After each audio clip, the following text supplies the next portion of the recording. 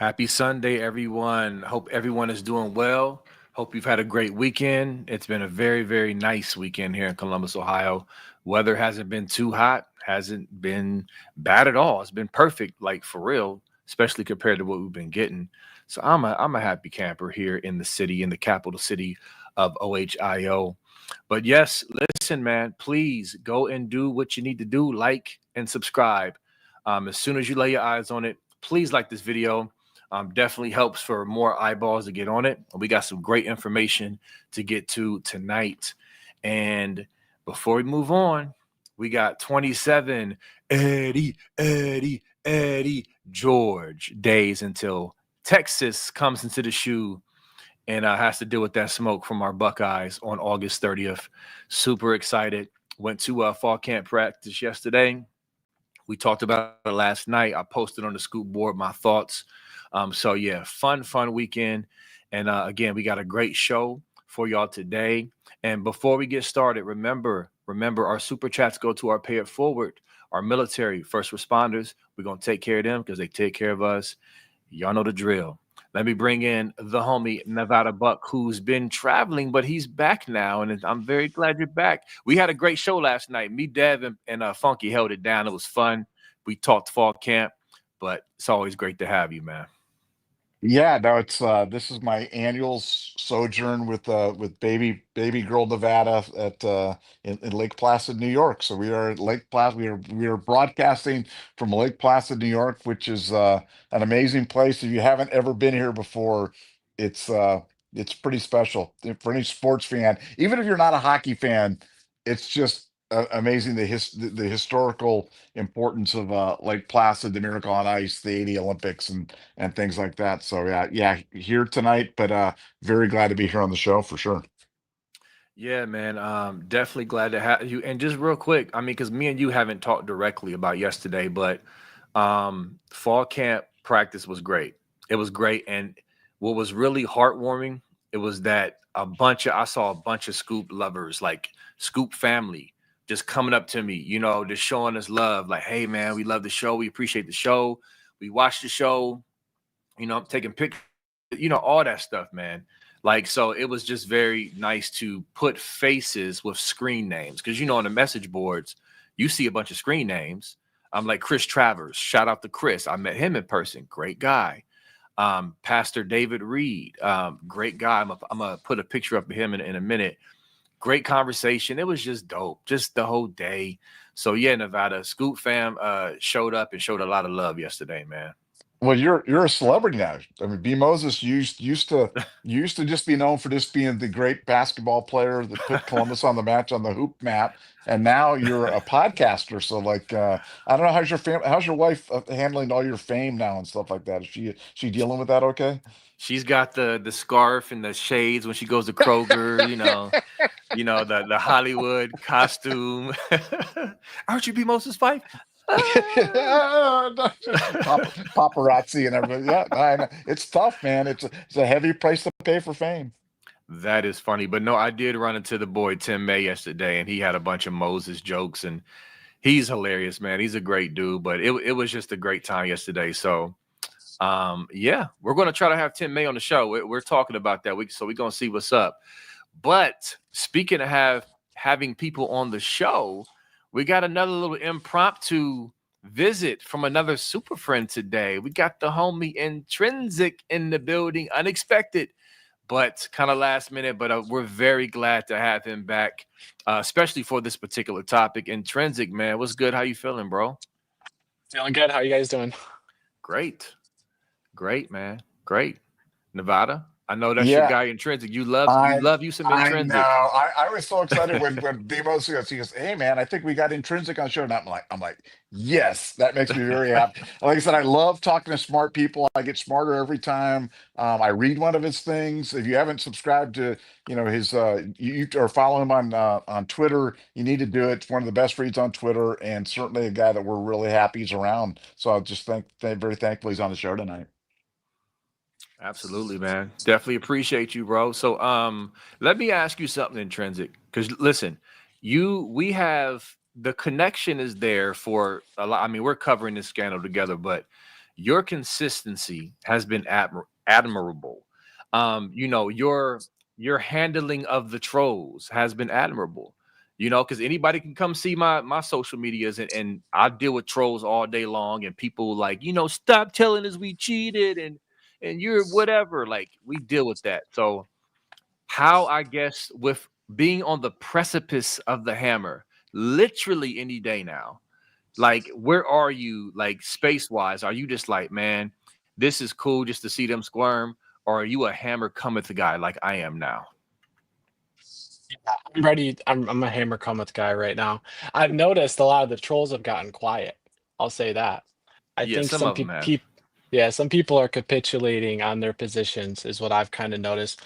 But because usually they're a little louder in my chat, but lately they haven't been. So I think they're worried about it right now. Yeah, yeah, I think so too. I think I'm seeing some similar things. Listen, there's just some of them trolls that, you know, you click on their profile pic and you say, yeah, they're definitely on some type of meds, or they're kooky. It's just that you got the weirdos who are just going to just whatever. They have no regard for truth or self-awareness at all. But yeah, they're, you know, from their insiders to some of the trolls, they're definitely kind of like, you know, a little antsy with their typical responses. You know, they're not as quick to post the skeleton on the bench with the hammers coming, you know, meme. They're not as quick. But so I think at this point, some of them, they know, they probably feel something's funny, but they're still like trying to play tough if you ask them. But I think they're definitely squirming a little bit. So there's that. But with that said, we're going to get right into it. The topic is, does Michigan qualify as a repeat offender?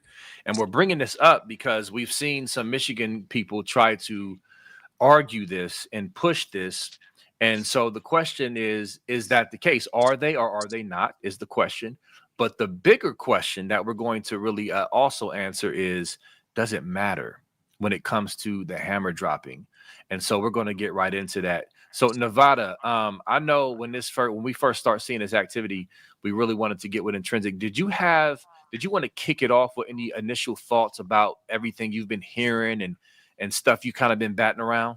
Well, look, there's a couple things, lots to unwind here, so we'll just try to kind of take this one at a time. On a related but different topic, Intrinsic posted a really interesting Substack article from MGO Blog today that was kind of, I characterize it as almost like a legal brief about the case. There's some factual inaccuracies in the brief. It's clearly partially or whatever AI generated, which doesn't make it wrong. It just means that, you know, this was written, I mean, because this is a very, very detailed legal brief, and I found it fascinating. I thought a lot of the conclusions were spot on, even if some of the, you know, the citations weren't exactly perfect. But I thought that was a very interesting thing, and that was certainly predicting, based upon precedent and other things, a dire set of circumstances for Michigan. And I just found it interesting that this was a guy that apparently was posting this via MGO blog. So Intrinsic, I don't know if I saw that you put that up there. You've issued all the proper warnings regarding the, you know, validity of some of the conclusions, some of the citations, etc. But what were your thoughts on that article? Because I thought it was interesting, even if it was somewhat flawed. It's very interesting. That's why I posted it. Because when I look at it, the arguments that are being made with similar rationale as the arguments that I'm making. There are some inaccuracies, as you pointed out. The inaccuracies were basically are like in the aggravators, they listed the wrong bylaw. They also referenced NOAs that there's no way they could have seen. So those type of things. But if you look at what the evidence puts forward, it actually comes to the right conclusions, and legally it sounds right to me. So I So think people should read that, but take it with a grain of salt, like so Nevada was saying. so real quick, Intrinsic, because I got it up, because like, if I'll go off of your judgment because you're the one who flagged this as, hey, partially incorrect in some parts, even though the conclusion is good. I can pull up certain sections, like you just referenced the penalties. Like I can pull up certain sections just for visual if you think, you know, that's helpful. You know, what's your thoughts on that? Yeah, so just the accuracy of which everything was wrote, it just kind of feels like AI. But the arguments that are being made does not. And I know if you just talk to an AI and tell it to lay out the case, it won't do what it did with him there. So I think this person wrote it with AI assistance. But if you want to bring up the inaccuracies, so it mentions if you start going to the conclusions of it. All right, let me share my screen so I can start scrolling through and we can pinpoint. So at first you can scroll all the way down on the are you in the article itself or are you Yep, on my page? Okay, if the you're in the article article itself, if you scroll all the way down, you'll see references and he's referencing the NOAs. conclusion. Okay, Yeah. further references. Yeah, so some of these references I don't believe are correct. Okay. Or maybe it's not in the reference section. It's somewhere in there, but he's using evidence from the NOA and revised NOA, which nobody has seen. You can argue that somebody has seen the initial draft NOA, but you can't argue the revised NOA because that's my thing. Nobody that I know have seen it, Yeah. and it's gone dead quiet since they've talked about it. But the other one, if you look at, let's see if I can find it. And I can Well, there's also pull up your Twitter too if you need me to, because I got that up. yeah, so okay, so for instance, if you go to aggravating mitigating factors, here's the best example. It should say number 10. Number 10. So see how in there it says the repeat offender designation, and it's talking about 1993, 1909. A Yeah. lot of these are 1912s. Like when it's talking about aggravator G and aggravator B, these should be 1912. I believe off the top of my head, I don't have it in front of me. It's like 1912.4.1 and then G. So like when you're talking about repeat violators, so where it says in there, um, it says in there, it mentions how basically them being a repeat offender is an aggravator, which we're kind of conflating terms, but them having prior violations is an aggravator on point G, but he mentions it as 19.9, and that is 19.12.4.1. So some of these bylaws are not accurately cited and repeatedly not accurately cited. So I don't know why that is. I'm guessing it's because he looked at AI or something. Yeah. So real quick, I'm gonna say something about that. I think that's very important. And Nevada, please jump in. But I want everyone who's listening to kind of pay attention to what's being said and what's happening, especially you Michigan fans and haters of Intrinsic that, you know, he has trust me bro sources or he just hates Michigan. Listen, this man is calling out and being honest about flaws. Now, this article, just if you just read the article and don't consider the, you know, the I guess misinformation with the bylaws or whatever, but although it comes to the right conclusion, it's a scathing article. It's not good for Michigan. But yet he's finding out things that are quite accurate based on his thorough research of the bylaws. So you talk about integrity and honesty. He could just, if it was just a, hey, I hate Michigan, so I'm just going to just put stuff out there, misinformation to slam them, then we wouldn't be having this discussion. We would just go with the article because let's be honest, most people aren't looking at that stuff. They're not going to compare the bylaws, right? But I'm just showing y'all that we are not just throwing stuff out there dishonestly and just pushing agendas. We're being very careful and very thorough and honest about what we're saying. And when we look at the truth and the facts, it's leading us down the road of hammer. Okay. I'm just showing y'all this. But anyway, Nevada, you got anything on that? Well, I do want to jump to the conclusion. I mean, the conclusions by this very detailed legal brief, if you want to call whatever you want to call this article, was that Michigan, under a best case scenario, is facing a 1 year postseason ban, 21 through 23 vacated, and then some sundry gifts, fines, show causes, recruiting restrictions, etc.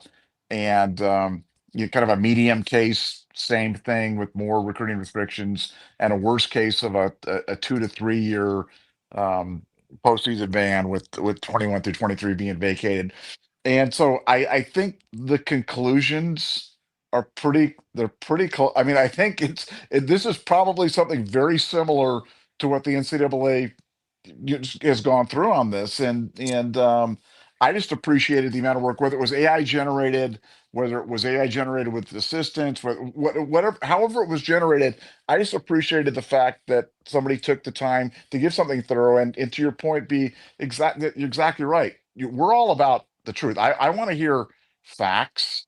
I want to hear stuff, and if there's stuff that's not exactly right, let's discuss it and whatever it is. But I thought the article, while flawed, was still worth reading, and certainly was something that I found very intriguing. To your point, Intrinsic, about the Michigan guys, getting quieter or more docile. That is absolutely happening.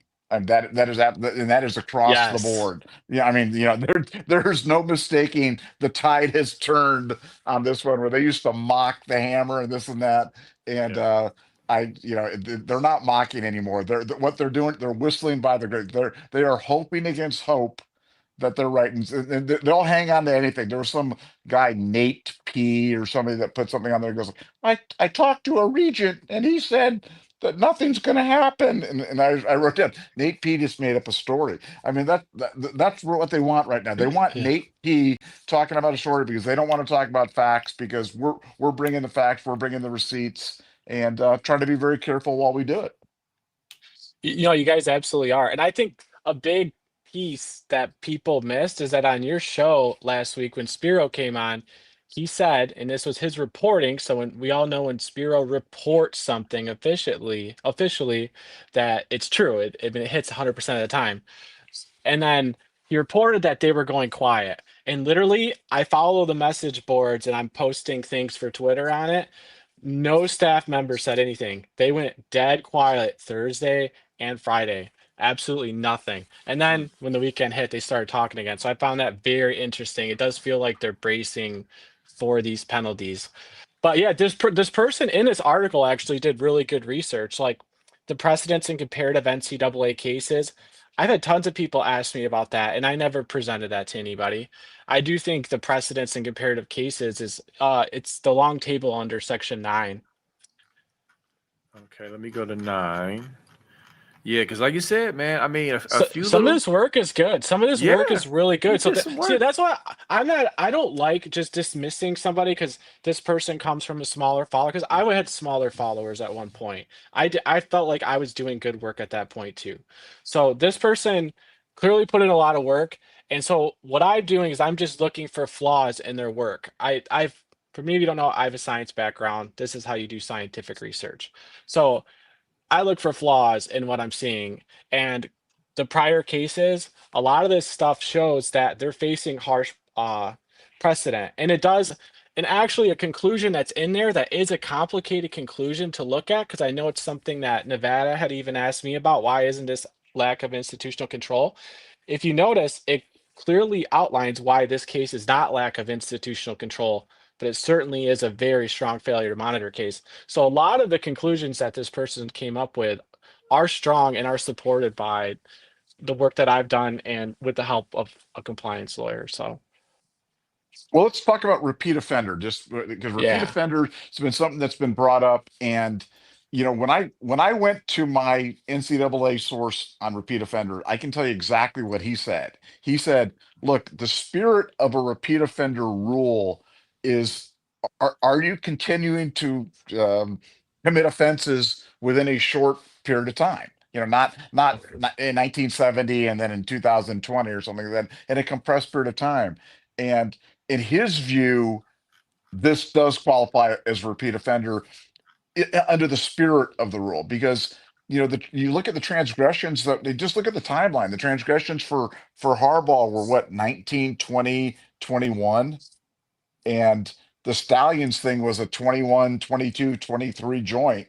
So regardless of when the probationary period started, or whatever, because violating probation's different than repeat offender, at least in his view. Now, again, this is why I wanted to have you on, because I wanted to get down to the brass tacks on it. But to me, I don't a 19, 20, 21 thing that Harbaugh was doing with a 21, 22, 23 thing that Stallions and Harbaugh were doing. How would that not, what would the theory be how that's not a repeat offender? So the theory would be how it's not a repeat offender is because if you look at the term that's used is repeat violator. So we're just mixing terms. But if you look at the I think we lost current insurance. I think a Michigan guy like sniped Intrinsic can from I can from can the still you hear guys him. grassy hear me? knoll. He took a shot from the grassy knoll. Can you You guys hear can't. me? I can still Yeah, hear him. now he's back. But could you hear him before? Yep, the whole time. Really? Yep. Wow. Oh no, Oh, the man. grassy knolls with you, Nevada, New Maybe, York. wait, I'm looking around. Where am I? The phone call's coming from inside the house. Oh no! I was gonna say. Okay, so never mind. Oh man. Okay, All right, go ahead, so Intrinsic. yeah, so it says repeat violator, and then under time period says the institution shall be considered a repeat violator if the Committee on Infractions finds that a level 1 or 2 violation has occurred. Here's the keywords: within 5 years of the starting date of a level 1 or level 2 penalty stemming from a previous case. So before you guys jump in, this is somewhat ambiguous when I read it, because does that mean 5 years looking back and forward, or just 5 years looking like forward afterwards?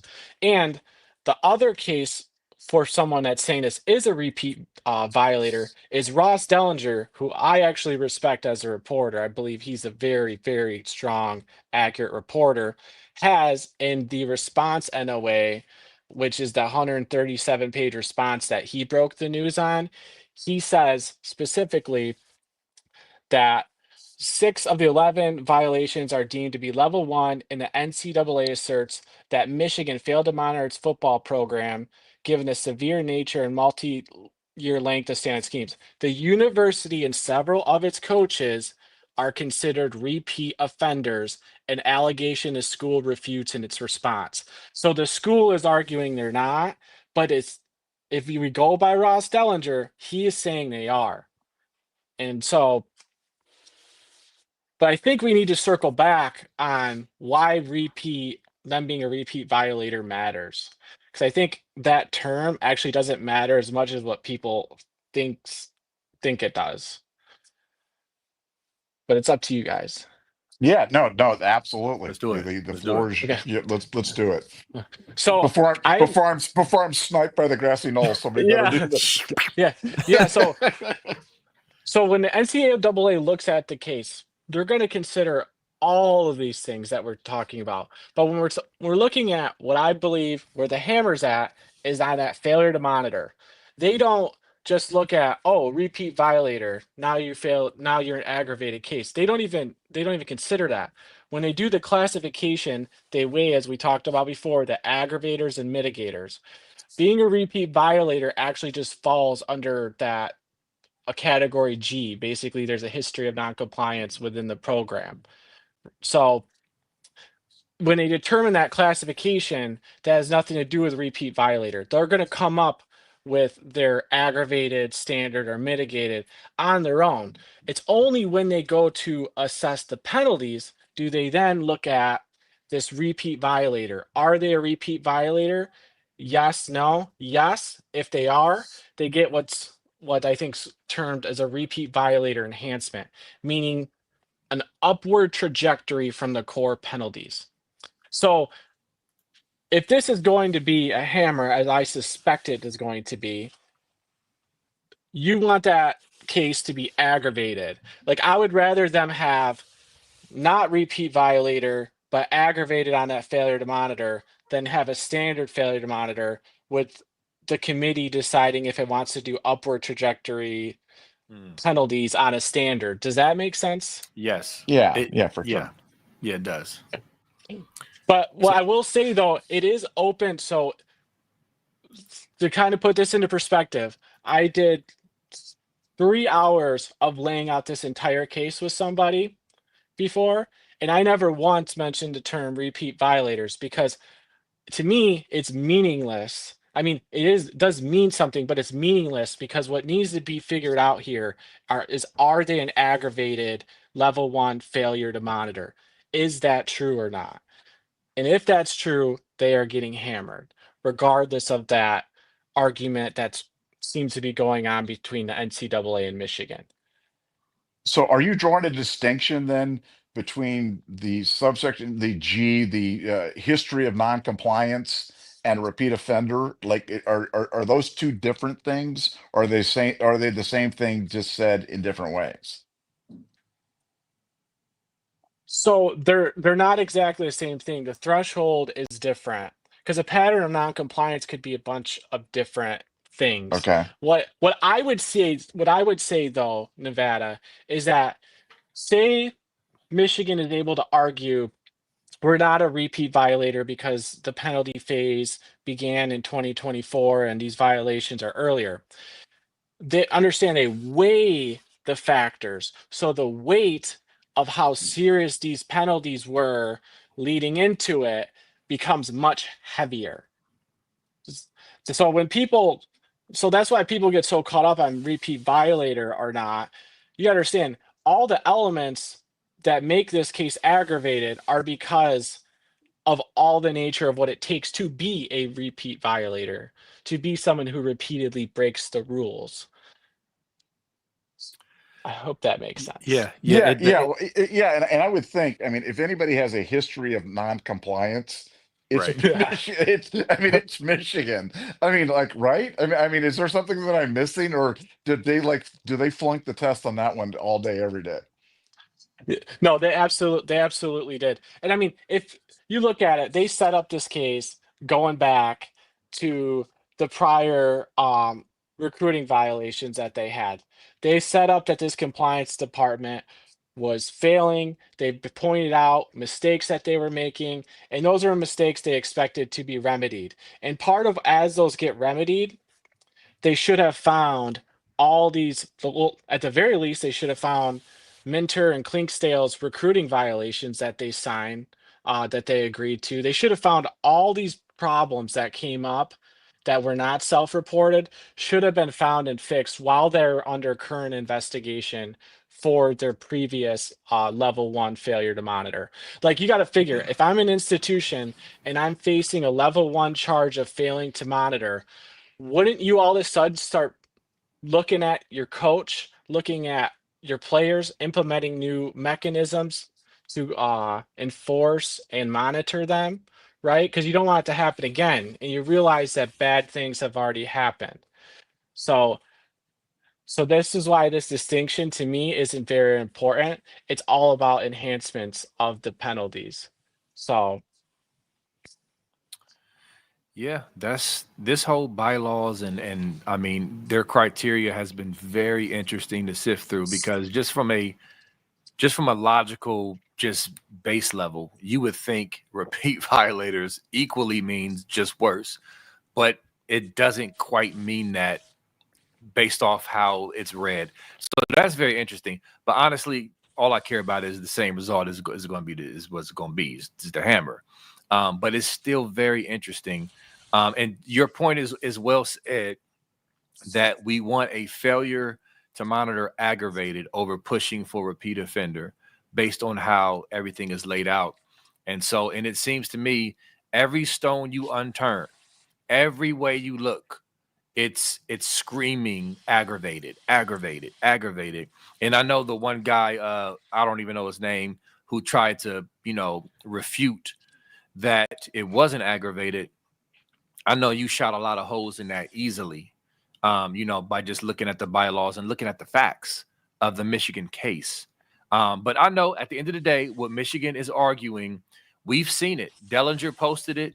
We all know their argument. They're listen, y'all, for those who aren't initiated as we are, and that's not a knock on you. It's just most people aren't. Michigan is not denying that they cheated. Okay, let me explain this to you, and then I'll pass the mic.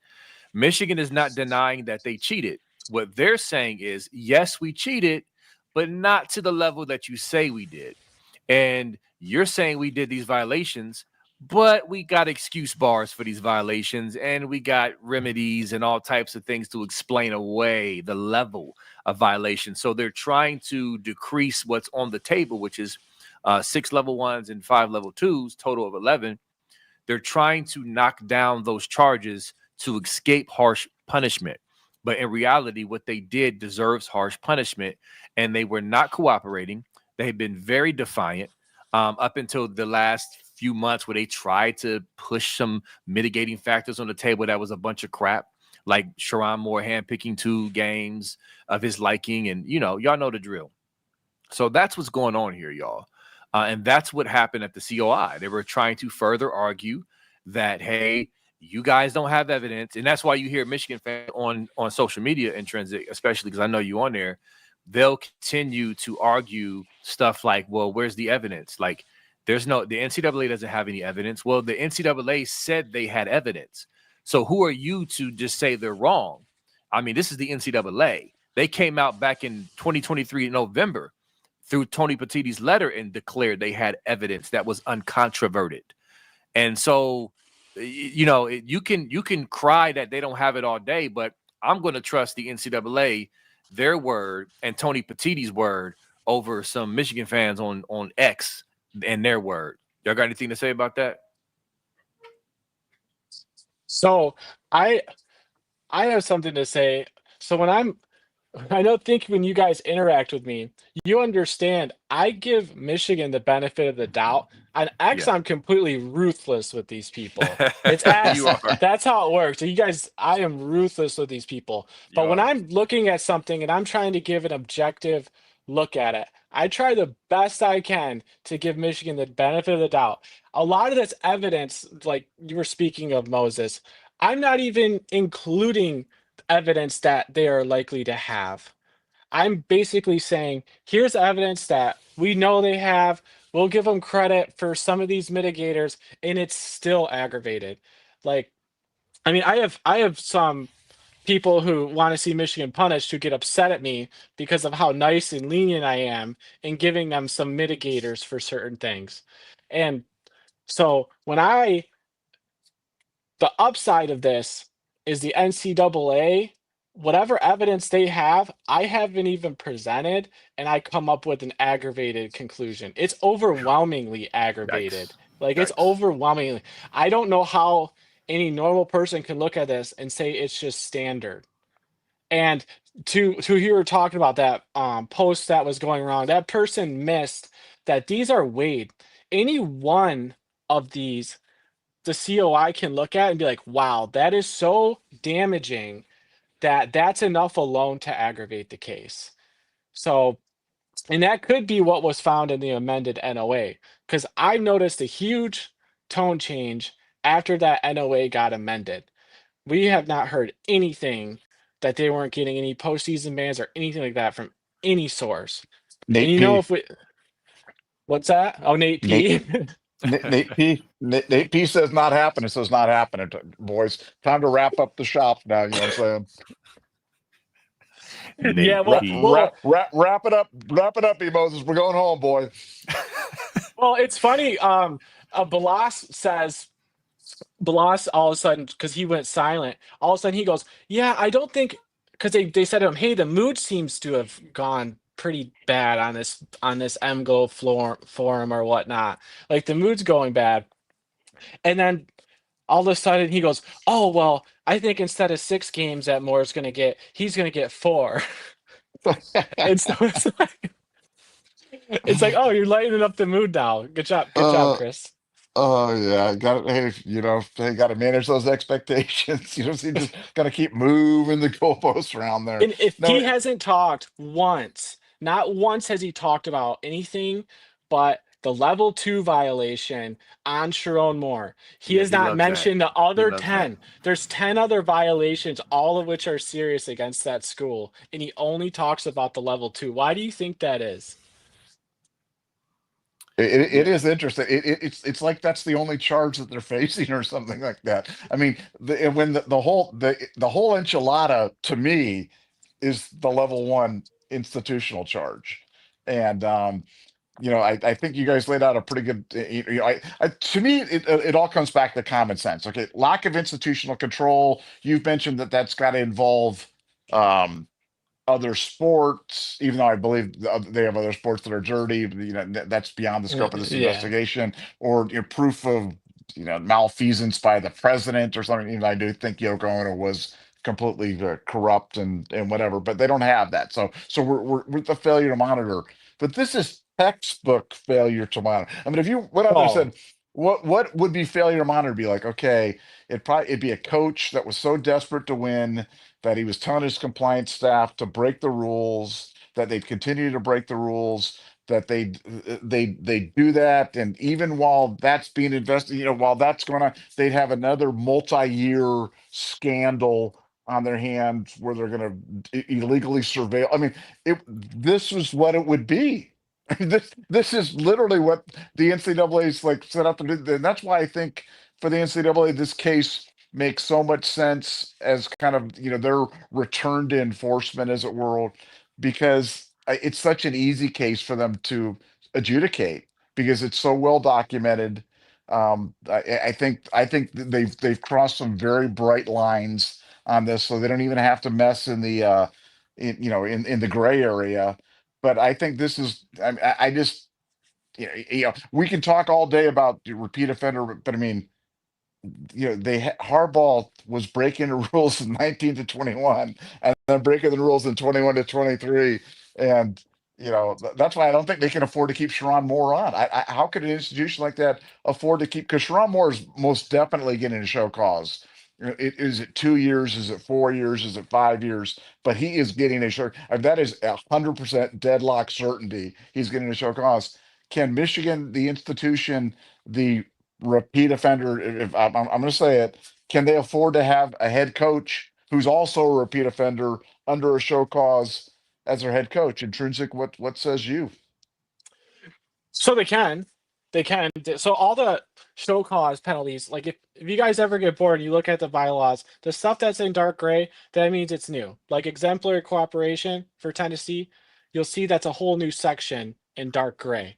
So he can coach on a show cause. The institution, the problem with that is that he's basically going to be on enhanced probation, where anything he does wrong is going to be basically an instant sanction on the institution. Yeah. So the problem is, if you are Michigan and you're the incoming president, right? Because they still have an interim president right now.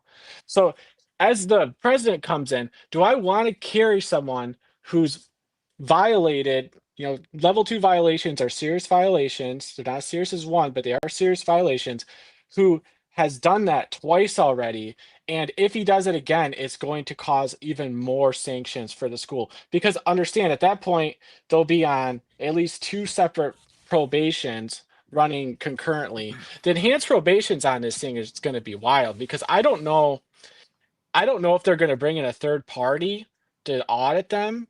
Like, they're going to have to do something with this. And as far as going back to this being a textbook failure to monitor, I don't even think it's a textbook failure to monitor, because there is nothing else you can go back to say That's a good is as point. bad as this case. There's no other case I can look at that says you failed to monitor your program this bad, which is why I'm sure the NCAA suspect that they were told to basically look the other way, because I can't imagine a compliance department being this just terrible. That's what they want you to believe, is that Harbaugh, it's Harbaugh's fault who failed to monitor, but the compliance department at Michigan missed everything. Like, every one of these violations they missed, not just in this, but in the prior one. And then the prior one turned into a level 1 charge when it was like 5 individuals, or 4 individuals in Harbaugh being the 5th, who just failed to, they recruited at wrong times essentially during dead periods. So how does that happen again? And the length of the scheme for which they didn't catch it, because they're doing routine checkups. They're supposed to educate. So they had years to catch this thing, and they never did. And not only that, they missed other ones. So yeah, there's no other case to look at as far as that's as strong as this one. Like, if this is not an aggravated case, they might as well not have an aggravated section on that charge. Yep. Nevada, I was going to ask Intrinsic a question. Did you want to respond to that first? No, I want to hear your question there, B, because I'm sure it's going to be brilliant. I'm ready to hear your brilliant question. Too much pressure. Now I'm going to feel like a dummy. I'm going to feel like the guy in class, like in 3rd grade, like, no question's a dumb question, little Timmy. Well, this one kind of is, Mrs. Cobblestone. Except for that one. So I want some clarity. I brought this back up. This is Ross Dellinger's quote that you brought up earlier, right? Yeah. And, you know, in his own words, it seems that let me get some quick background. When he released all this information, you know, I guess it came off like he was speaking on behalf of the NCAA. I mean, he said it kind of matter-of-factly. So it seems to me that Dellinger is either believing the NCAA feels, or they've told him that they are repeat violators. Okay, so you see here what you highlighted in blue, the university and several of its coaches are considered repeat offenders. An allegation the school refutes in its response. So the fact that they refuted it in its response leads me to believe that the NCAA and the rough draft NOA told them they're repeat offenders. Now, before I go on, is that solid thinking, or am I missing something? No, you're absolutely correct. Absolutely. Okay. Correct. He's reading the response NOA as he writes this article.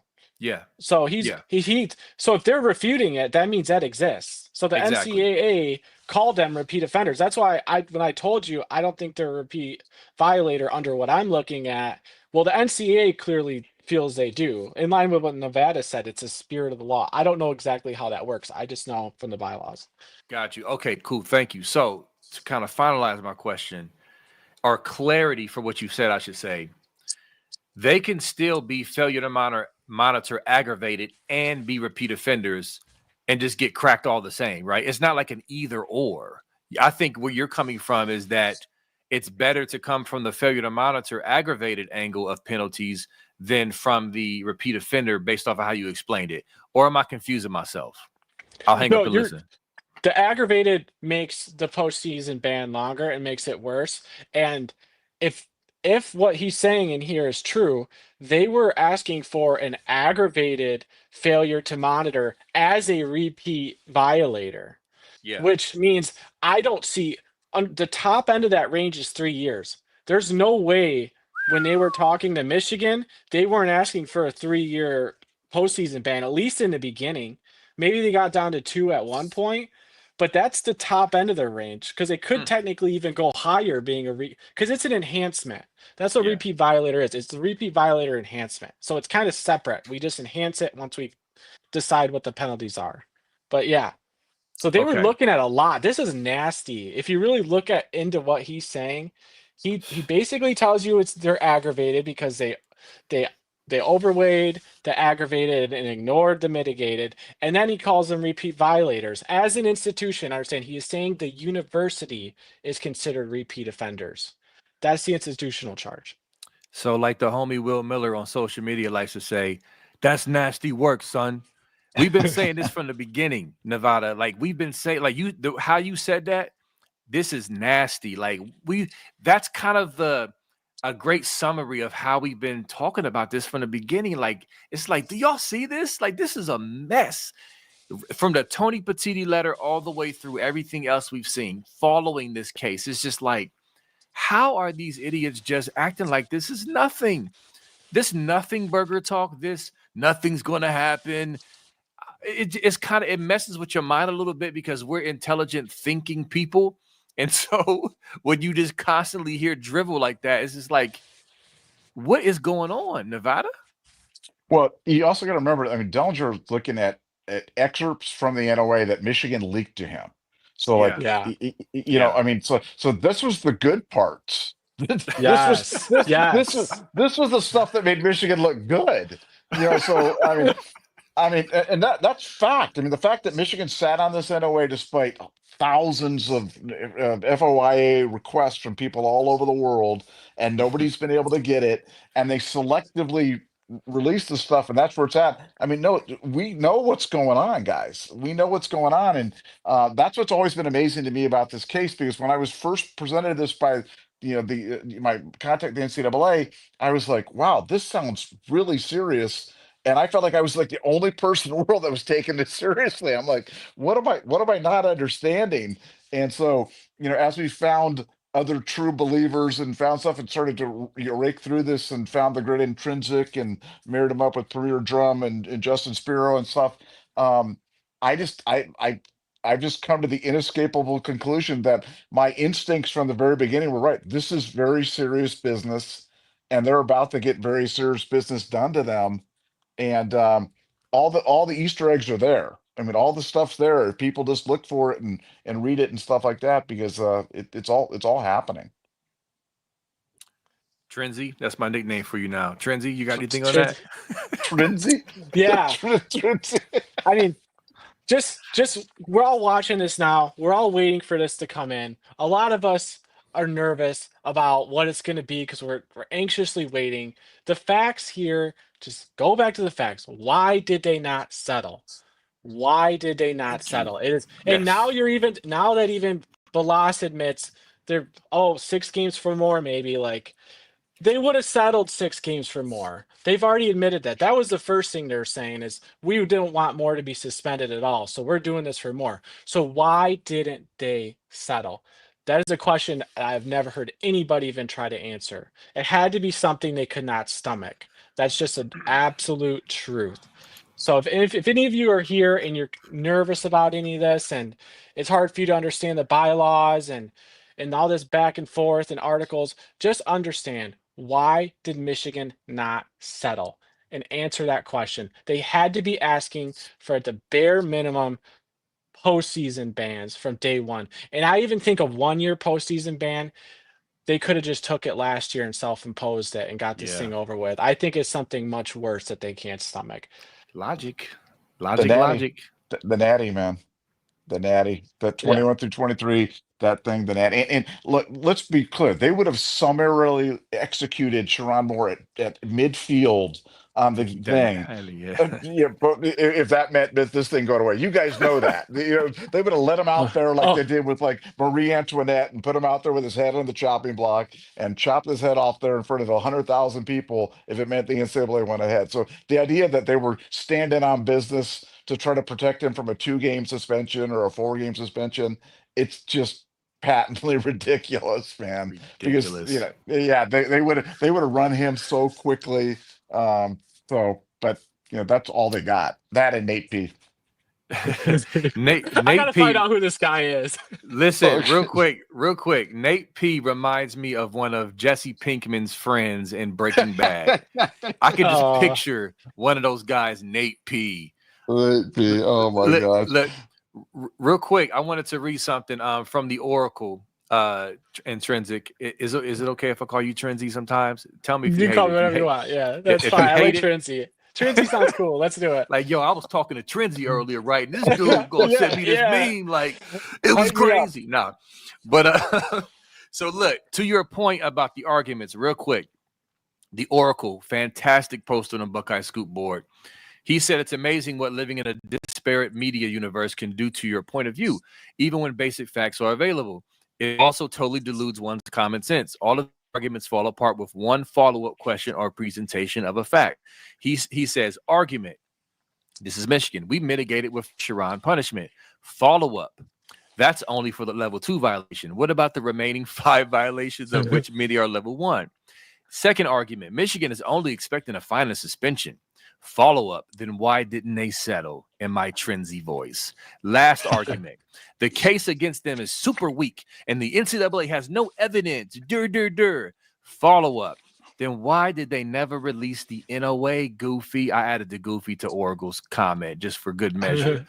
But it's just it's like when you actually critically think and just think it through and even say some of this stuff out loud. You know how you tell your kid, now say it out loud, BJ. Okay, doesn't that sound stupid? No, you can't go. Go clean your room. You know what I mean? It's like it's ridiculous. And so you expect us to sit back and just buy it and believe it. And we're like, hold on, no, this doesn't make sense. And we're simply bringing it out. And, you know, of course, we get attacked, we get hated. We're idiots or whatever, but it's part of the job. That's excellent post. Yeah, no, Yeah. I like the Oracle's a great boss, very, very smart guy, very, very connected guy on the administration side, and so yeah, I'm not but that's what I always keep coming. I keep coming back to the why hasn't Michigan settled this thing? And you know, I had heard proposed standards of kind of what the settlement standards were, because in any discussion the one thing I have been part of is 1,000 business negotiations, and when you're having settlement discussions, like, you get parameters. One side says what they can give you, and the other side says what they can live with, and most of the time you get it together, and you reach some sort of an agreement. But for some reason, Michigan was that one guy that couldn't get it together, that couldn't find that they couldn't reach common ground with the NCAA. And yeah, I mean, there was a reason for that, and that wasn't over 2 games for Sharon Moore, I can assure you. Yeah, agree. Intrinsic, you got something to say? Yeah, I guess just going here, I just find it really fascinating how these people have gone completely quiet.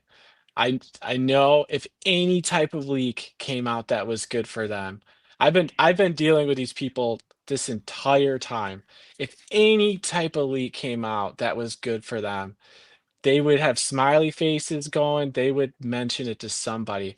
This thing has like been airtight, this Yeah. decision and everything leading up to it. So I think it's a very dark times for Ann Arbor. I put the storm clouds are coming over, the quiet before the storm, because right now we are in the quiet before the storm. Yeah, we certainly are. And I think they're bracing for impact. I mean, they're literally, I mean, they're gonna now. I know you said your research shows that the announcements are typically Tuesdays through Fridays, right? They're not typically on Mondays, correct? They're not typically on Mondays. They could be on Mondays, but yeah, it's normally almost every case I've looked at, it's Tuesday through Friday with like most on Friday. So Oh, I okay. also one more point to that too. There's a process in how it unloads, but if the COI feels that Michigan's going to leak it because they have to notify them, it might be a very short notification because they don't want. Sometimes, most of the time, they'll notify you a day ahead of time. But I don't believe in this case they're going to give them a days up notice. I think this is going to unravel very quickly when it comes. Okay, because you think they're going to be fearful of them leaking it because how defiant they've been up to this point? Well, yeah, because a lot of the named individuals in the case aren't even at Michigan anymore. So what's Yeah, Connor yeah. Stallions like care if he gets Right, sanctioned some more, or Jim Harbaugh, right. right, or his Good attorney? Why point. do they care? Oh, Counter Stallions will leak this in 14 seconds, guys. I mean, that's been the biggest thought, because if he knew anything, they would all know, because Counter Stallions could not keep his mouth shut. Oh yeah. True. For sure. And we do got a few super chats. We can hop on those. Are y'all saying Justin? Is Justin in the chat? I don't see him. Y'all trying to say Spiro's in the chat? If you are, what's good, brother? What's up, man? Let me see. Or maybe I don't know. Maybe it's a fake Justin Spiro. I'm gonna get back to the chat in a second. But let's hop on this one. Pinky in the house. Thanks for the $4.99. I read some that oversight of the football program might be part of the punishment. Any thoughts? Hold on, let me read that again. I read maybe you're saying somewhere that oversight of the football program might be a part of the punishment. Are you saying basically, is that just another way of saying failure to monitor, like lack of oversight? Is that what you're saying in OH, Nevada? Yeah, what I'm reading that is he's saying like some sort of outside oversight. And that's something that Intrinsic had kind of mentioned earlier in the thing, Okay. that you'd almost have to have some sort of like steering body or auditing group or something to come in, because we've kind of reached that stage in the thing. Intrinsic, is that how you're reading that as well? Correct. The enhanced penalty and the enhanced probation on them, I could very well see it being that a third party is going to have to oversee their compliance department to make sure they're complying, which is embarrassing. Tennessee did that on their own to investigate, but they might have for like years a third party watching over their shoulders on everything they do. It's part of the punishment. Okay. Got you. All right. So let's I'm going to listen, you spoiled us. I'm not going to force anything, Justin. I don't want to make you feel pressure that you have to jump on every time, but I will shoot you the link if you want to hop on as we end out. I will shoot you the link. Let me know in the chat if you would like me to do that. You know, you don't want to overstay your welcome. You know how you don't want to do cats like you just expect them just to hop on. But I will shoot you the link if you are interested in hopping on and helping us close out. Jonah, is it Jonah? Jonah 4627. Thanks for the 499. More in this coaching staff have no idea what it will be like to coach a team that won't be postseason eligible. I expect them to have a 2011 season. Yeah, you're right. I don't think many coaches do, and so it's. I just think from how they've been handling this, unless they just have the best poker faces on earth, it just seems like they just don't. They're not prepared. They're not prepared for the storm, and so. I think the backlash, the fallout from their media to their coaches, to the players in the portal, it might be just, I mean, just bloody. I don't know. What y'all think? Well, yeah, I mean, look, a couple of points. One, I think with the portal and with the kids' ability to move and the portability of the kids, I think this is, exponentially worse than 2011, just from Yes. that standpoint. And two, to your point about, the Michigan coaches being blissfully unaware of this. Remember, Urban Meyer came into Ohio State and was blissfully unaware that they were getting a postseason ban. Eugene Smith had very famously said a postseason ban is not on the table. That's not been discussed about, and then we got hit. So I think the Michigan guys have just been whistling past the graveyard this whole time. Like I said, if the great Urban Meyer can get caught off guard, then do I doubt that Sharon Moore and Tony Alford get caught off guard? No, I think those guys were born off guard. So That's a good point. yeah, that's where I'm seeing it. What you got, Trenzy? Anything on this? No, you guys are spot on there. All right, cool. Okay. Dennis Moore, thank you for the 999. Waiting for the hammer to drop is like being 4 again and waiting forever. Santa Claus to come down the chimney. OH, Nevada. Yes, it's been. I think this is a good comparison. It's been nerve-wracking. I think a little more tense because it's like, come on. It's just like, come on with it. Come on with it, man. Especially dealing with these fans. But yeah, if we get what we want and everything is pointing at that, it'll be well worth the wait. It just will. It'll be well worth the uninformed pounding us over the head with, oh, it hasn't come yet, so it won't come. Where's the hammer at memes and Buckeye fans tell us to move on and nothing's going to happen. All that nonsense will be, well worth it once it comes down. So, what y'all got on this, fellas? Yeah, I mean, look, I'm probably weird and I'm probably sick, but I love the fact that this thing goes on because I just think it's going to be worse for Michigan. I think the longer it goes, the more that the more guys that they have to try to explain this to and recruits and everything else. I just think the worse it is for them. So I don't think time's their friend. I think time's their enemy. So I want them to be inflicted with maximum pain. But that's just personal opinion. My prediction is pain. I pity the fool.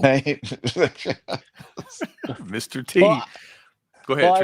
I will say, I mean, this one is definitely going to be like Christmas. I completely agree with you, Dennis.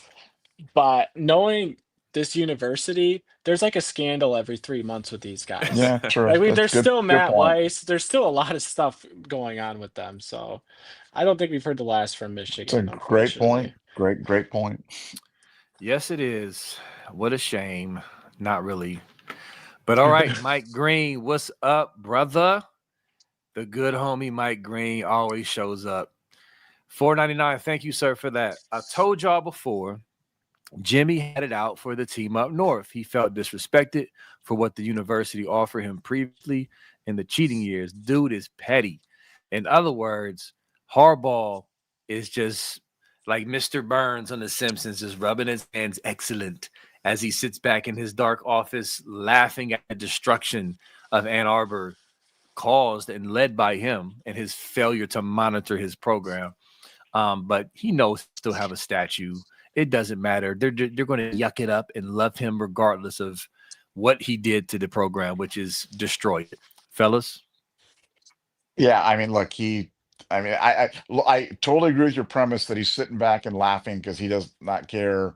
Um, I just, I mean, look, the psychology of this is really simple. He was getting his arse kicked every year in, and he Yeah. was going to do everything and anything to try to, stop getting his, stop the beatings. You know what I'm saying? And so if that meant violating, recruiting rules or dead periods or illegal surveillance or any, he was going to do anything and everything to kind of get there, because that's the kind of guy that he is. And look, I admire guys that love to win, but this was just way beyond the pale. And I'm, I still think the Michigan fans will still love him, even though he's the guy that burned it down, just like they do Stallions. I just think they're weird that way.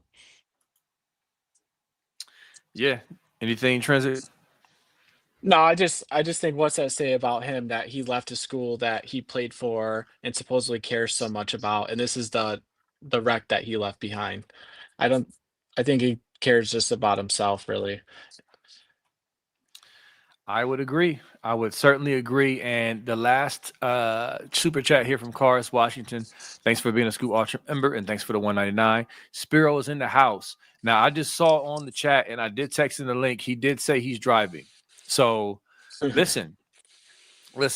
This is a foregone conclusion. We are going to get everybody on here. Like, and by the way, Trenzy, already got your party hat with the eyeball. Already got that. Save the photo. Yeah. Okay. I want to see it. I want to see it. Let me look. I'll pull it up. Let me find it and send it real quick so I can put it on the screen. I will show you. I made that the same day.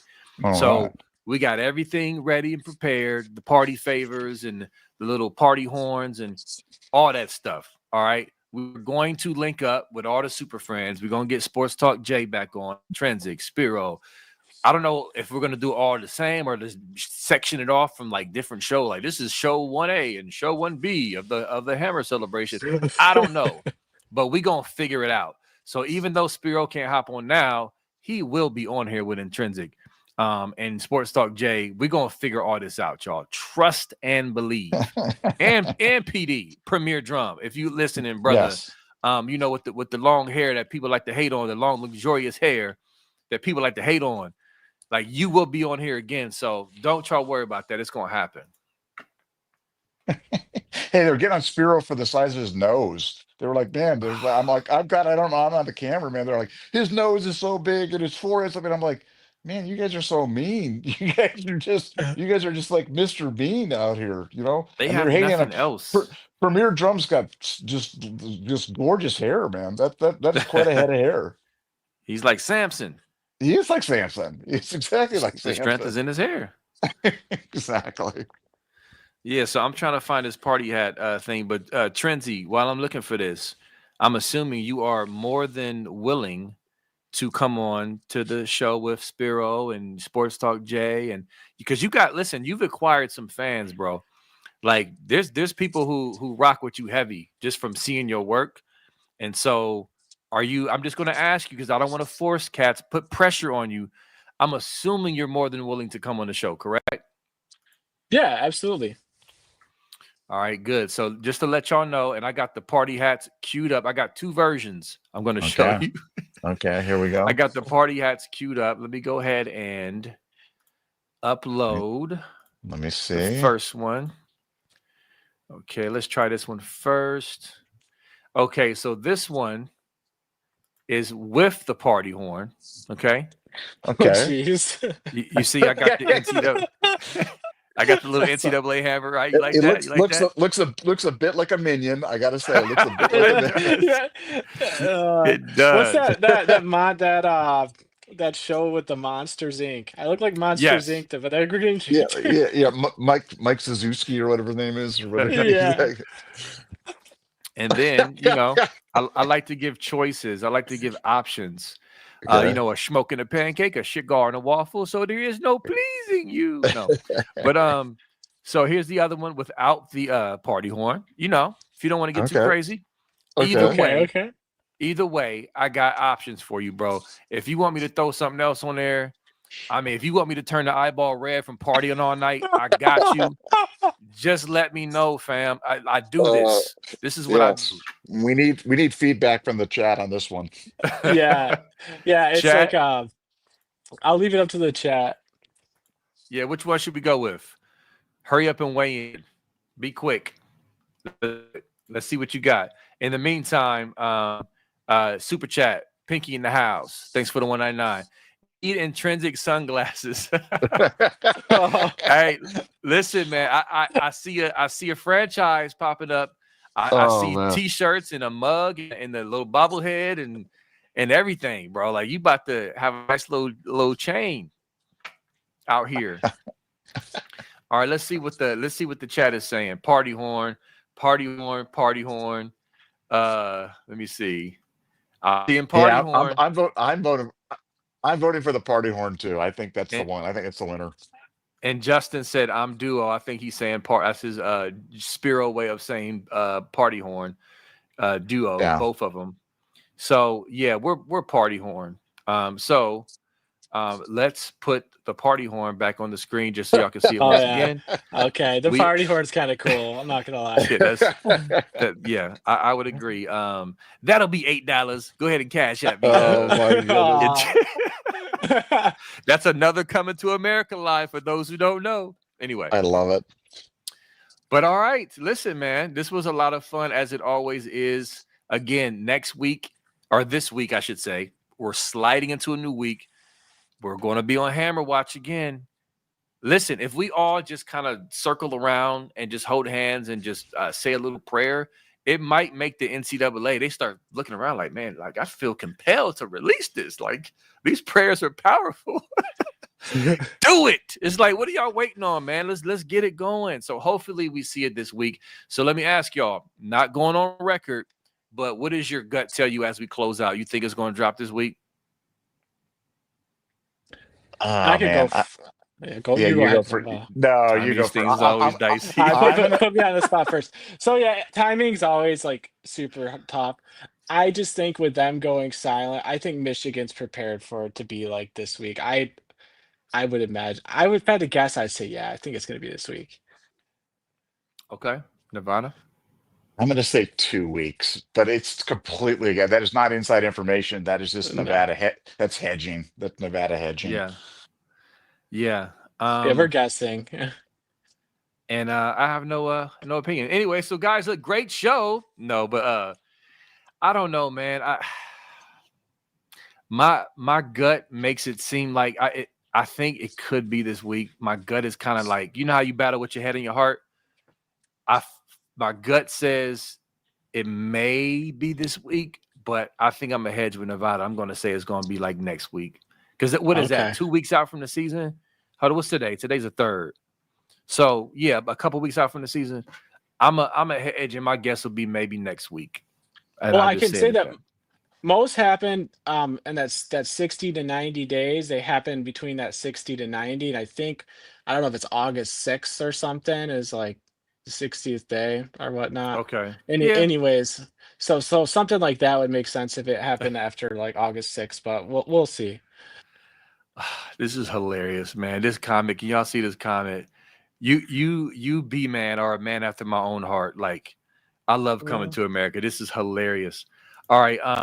But yes, so here's the thing, and we'll end out with this, I promise, is that no matter what, y'all, I want y'all to hear us clearly as we close out. What our gut says, what we hedge, what we think, what we know is that it's coming. The hammer is coming. Okay? It's just a matter of time. It's going to come like a thief in the night or in the morning or in the afternoon, depending on the press conferences, but it's coming. That's what you need to know. And so we'll be here for it either way. Any last words before we hop off, fellas? No, I'm patiently waiting, but I have never been more confident in the end result. Agreed. Trinzy? Yeah, we all should be extremely confident going into this. And if anyone's not, just message me. I'll tell you why you should be confident. That I'm definitely confident about this decision. I'm excited for it, and let the hammer drop. Let's do it. Oh, he will. He will hit you with all type of bars and receipts. And if you ever doubt it, he will have you walking away thinking like, why did I ever doubt this? So yeah, for sure. But love y'all, Scoop family. Appreciate you. We will be back next time. Have a great week and a great Sunday evening. Go Bucks. Peace. Go green.